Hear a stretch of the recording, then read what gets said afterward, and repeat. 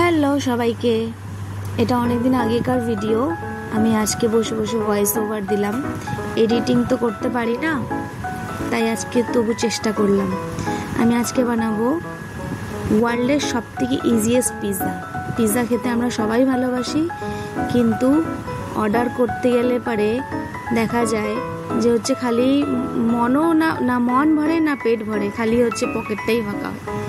তার চেয়ে আমি বরং বাড়িতে বানালে পরে অনেক কম খরচায় হয়, আর টেস্টও নিজের মতন করে অ্যাডজাস্ট করা যায়, আর দ্বিতীয়ত পকেট ফ্রেন্ডলিও হয়। একটু খাটনি হয়, তাই জন্য আজকে আমি সবথেকে ইজিয়েস্ট পিৎজা বানাবো, যেটা নাকি যে কেউ ট্রাই করতে পারে।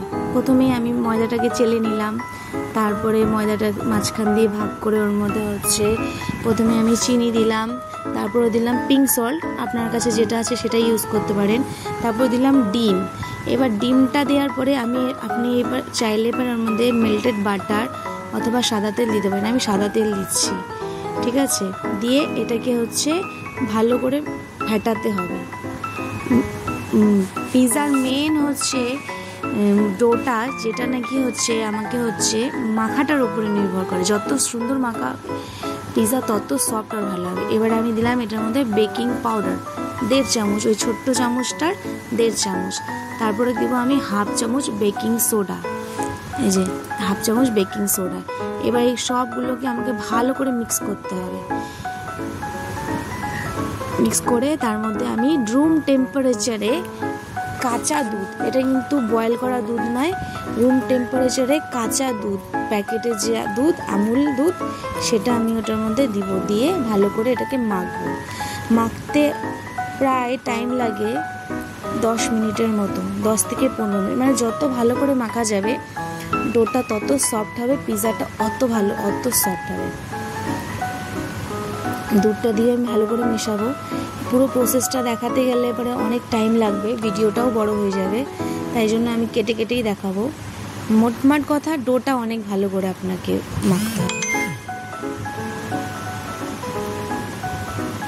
আমার ডোটা মাখতে প্রায় 10 থেকে 12 মিনিট লাগছে। লাস্টের দিকে আমি যখন ডোটা এক জায়গায় হয়ে গেছে, তখন আমি ওর মধ্যে বাটার দিয়ে ভালো করে আবার হচ্ছে এইভাবে সফট করছিলাম।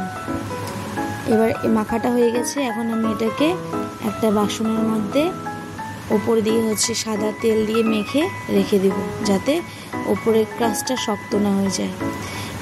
এই ডোটা 2 ঘন্টা রাখলেই হয়ে যায়, কিন্তু আরও বেশি রাখলে পরে আরও বেশি ভালো। এটা ফুলে এখানটায় প্রথমে আমি হচ্ছে 3টা ভাগ করেছিলাম। আমি যদি 3 ভাগ যদি দলা করি, তাহলে ওখান থেকে আমার 4টা থেকে 5টা পিৎজা হবে, কারণ এই ডোটা ফুলে ডবল হয়ে যায়। এবার হচ্ছে আমি এটাকে 3-4 ঘন্টার জন্য রেখে দিয়ে এবার হচ্ছে পিৎজা বানানোর প্রস্তুতি করি। আমার কাছে যে সবজি ছিল আমি সেগুলো দিয়েছি, পেঁয়াজ, টমেটো, ক্যাপসিকাম, পনির, আর হচ্ছে একটা ভুট্টা ছিল, সেটাকেও আমি বয়েল করতে দিয়েছি ওখানটায়। এই পেঁয়াজগুলো খুলে নিলে পারে খেতেও খুব ভালো লাগে, দেখতেও ভালো লাগে, আর এটা ভাজতেও টাইম লাগে না। যেহেতু আমি মানে ইজি পিৎজা বানাচ্ছি, তাই বেশি হচ্ছে তামঝাম না করে জাস্ট একটু সবজিটাই কাটাতেই একটু তামঝাম করছি। এই প্রত্যেকটা কলি খুলতে একটু টাইম লাগে ঠিকই, কিন্তু খেতে আর দেখতে দুর্দান্ত হয়।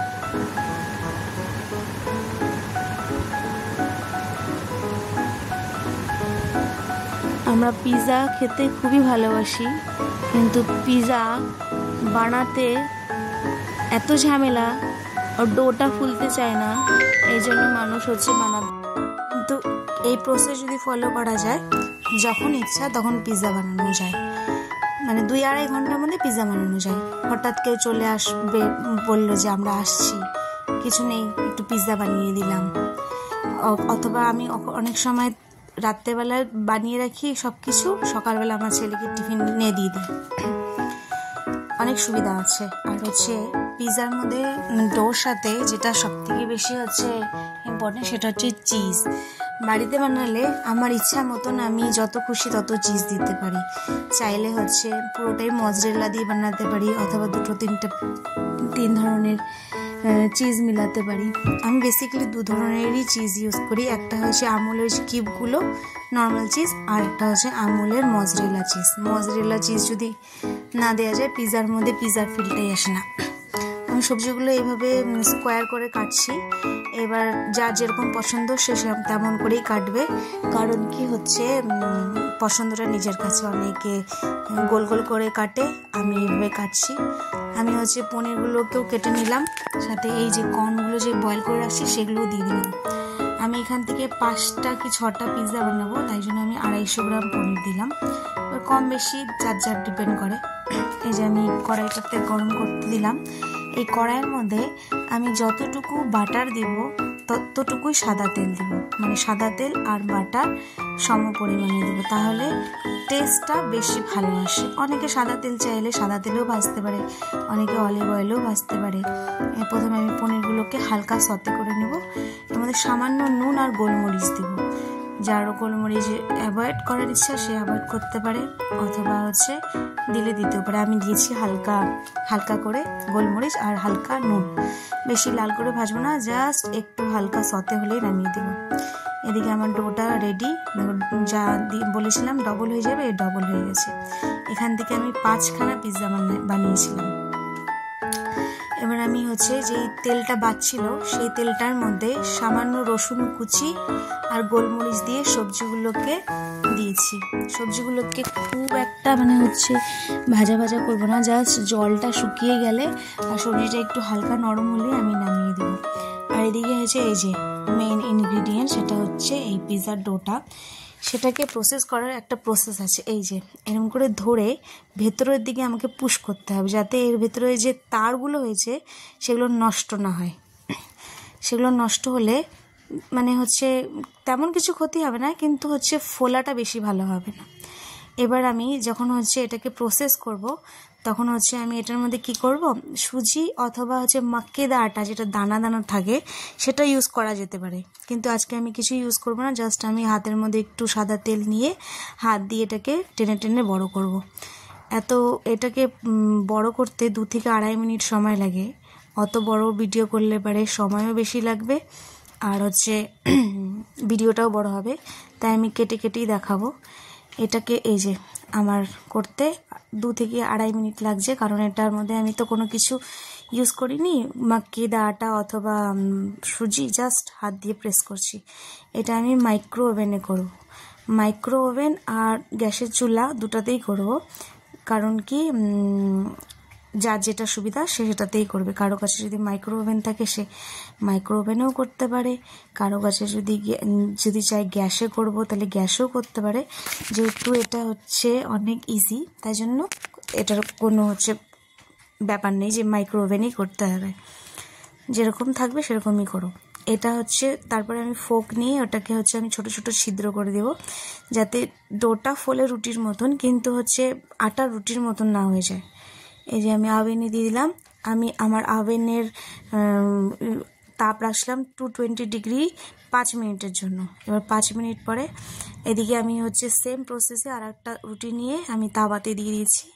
এদিকে আমার সবজিটাও হয়ে গেছে। সবজিতে নামানোর আগে নুন আর হচ্ছে অরিগ্যানো আর চিলি ফ্লেক্স দিয়েছিলাম আমি। এইবার এই যে রুটিটা যে হয়ে যাবে, এই রুটিটার ওপরে আমি রেডিমেড পিৎজা সস যেটা হচ্ছে পাওয়া যায় সেটা দিব, তার উপরে টমেটো সস দিব, এই সবজিগুলো ছড়িয়ে চিজ দিয়ে, তারপরে হচ্ছে 2-3 রকমের চিজ দিয়ে তার উপরে একটা ঢাকনা দিয়ে আমি হচ্ছে ঢেকে দিব। চিজটা মেল্ট হলেই আমার পিৎজা রেডি হয়ে যাবে, কারণ আমার সব রেডিই আছে, জাস্ট আমাকে 2 থেকে 3 মিনিট করতে হবে। আর এদিকে আমি তাওয়াটা যেটা করব সেটাকে একটু উল্টে নেব, যেমন আমরা তন্দুরি রুটি করি ঠিক সেই টাইপের, তাহলে দুপাশেই আমার হচ্ছে ক্যারামেলাইজ হয়ে যাবে, মানে হচ্ছে কালো কালো ভাব হয়ে যাবে। আর রুটিটা কিন্তু পুড়ে যাবে না, উপরটাই খালি কালো হবে আর তেমন সফট হবে। এই যে আগুনে পড়ার সাথে সাথে কি সুন্দর ফুলে ফুলে যাচ্ছে। আমাকে কিছুক্ষণ অপেক্ষা করে চারপাশটা একটুখানি কালার আসলেই আমাকে নামিয়ে নিতে হবে, কারণ এই রুটিটা ফট করে হয়ে যায়। কত ইজি মনে হচ্ছে না? আর এই যে হয়ে গেল। এবার আমি এর মধ্যে সস দিয়ে, এই যে সস দিয়ে জাস্ট এটাকে আমি ঢাকনা দিয়ে ঢেকে দেব তাওয়ার মধ্যে দিয়ে। এই যে আমার হচ্ছে হয়ে গেছে, আমি ওদেরকে খেতেও দিয়ে দিচ্ছি। ওরা খেয়ে বলছে ভালো হয়েছে। ভিডিওটা এখানেই শেষ করলাম। যদি ভালো লাগে তাহলে জানাবেন। Bye bye.